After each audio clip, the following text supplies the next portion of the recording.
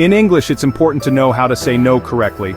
This is called prohibition. The word no is a powerful tool that can help us navigate various situations in life.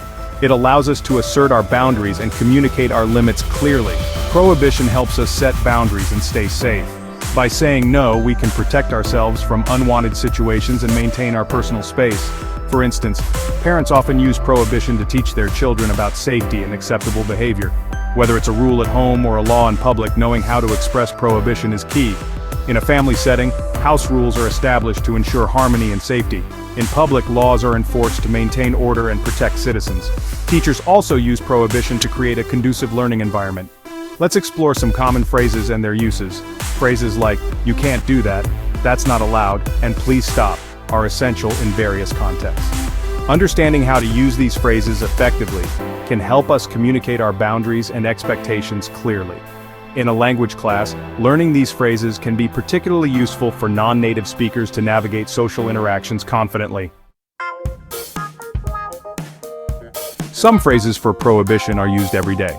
These phrases help us navigate social norms and rules, ensuring that we understand what is acceptable and what is not in various situations. "You can't" is a common way to tell someone they are not allowed to do something.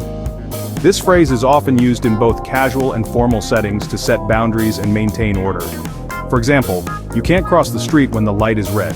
This simple rule is crucial for safety and is understood universally. It helps prevent accidents and ensures that traffic flows smoothly. "Don't" is another direct way to prohibit an action. This phrase is often used by parents, teachers, and authority figures to give clear and immediate instructions. We often hear, "Don't touch the hot stove." This warning is crucial in preventing injuries and teaching children about the dangers in their environment. "It is forbidden to" is a more formal way to express prohibition. This phrase is commonly found in official documents, signs, and regulations to clearly communicate rules and restrictions. For instance, "It is forbidden to smoke in this building." This rule is often enforced to maintain a healthy and safe environment for everyone. Another phrase you might encounter is "no entry." This is used to indicate that access to a particular area is restricted. It is often seen in places like construction sites, private properties, or secure facilities. In the workplace, you might come across phrases like "not permitted" or "prohibited." These terms are used to ensure that employees follow company policies and maintain a safe working environment. At security checkpoints, you might hear, "You are not allowed to bring this item." This is a way to enforce safety regulations and ensure that prohibited items do not enter secure areas. In legal contexts, phrases like "it is unlawful to" are used to clearly define actions that are against the law. These phrases are important for maintaining order and ensuring that everyone understands the legal boundaries. In everyday life, you might see signs that say, "No parking." This is a common way to indicate that parking is not allowed in a specific area, helping to manage traffic and ensure that spaces are used appropriately. Sometimes you might hear, "You need to leave." This phrase is used to ask someone to vacate a premises, often for safety or security reasons. In educational settings, phrases like "not allowed" or "prohibited" are used to set clear boundaries for students, helping to create a structured and respectful learning environment. In public spaces, you might see signs that say, "No pets allowed." This is often to ensure cleanliness and safety for all visitors. When traveling, it's important to be aware of local prohibitions. Phrases like "it is prohibited to" can help you understand and respect the customs and laws of the place you are visiting. In certain places, you might see signs that say, "No photography." This is often to protect privacy, preserve artifacts, or maintain the integrity of the location. Understanding and using phrases for prohibition is essential for navigating various aspects of daily life.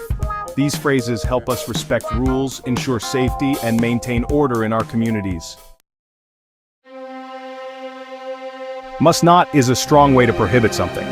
It shows a serious rule or consequence. For example, "You must not cheat on the exam." This phrase leaves no room for misunderstanding. "May not" is different. It's about permission, not just a rule. For example, "You may not go to the party without permission." This means someone can give you permission to go. Section 5. Formal versus informal. Choosing the right tone. The way we prohibit something depends on the situation. With friends, we might say, "Don't be late." In a business meeting, it's more appropriate to say, "Please arrive on time." Knowing the right tone is important for clear communication. Section 6. Practice makes perfect. Test your understanding, let's practice. In this section we will go through a series of questions to test your understanding of the rules and guidelines we've discussed so far. Pay close attention and choose the correct phrase to complete each sentence. Choose the correct phrase to complete the sentence. 1. You eat food in the library. Must not, may not. Remember, libraries are quiet places meant for reading and studying. Eating food can be distracting and messy, so it's important to follow the rules. 2. Run in the hallway. Don't, it is forbidden to. Hallways are shared spaces where many people walk. Running can cause accidents and disrupt others. Always walk calmly and be mindful of your surroundings. 3. Students use their phones during the test. May not, can't.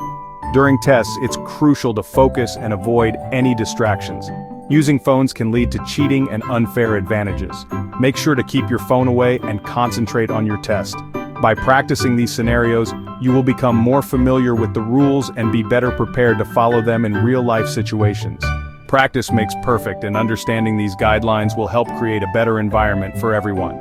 Keep practicing and testing your knowledge to ensure you fully grasp the concepts. Good luck! Section 7. Beyond the basics. Exploring other expressions. English has many ways to say no. We can use words like prohibited, restricted, or off-limits. For example, swimming is prohibited in this lake.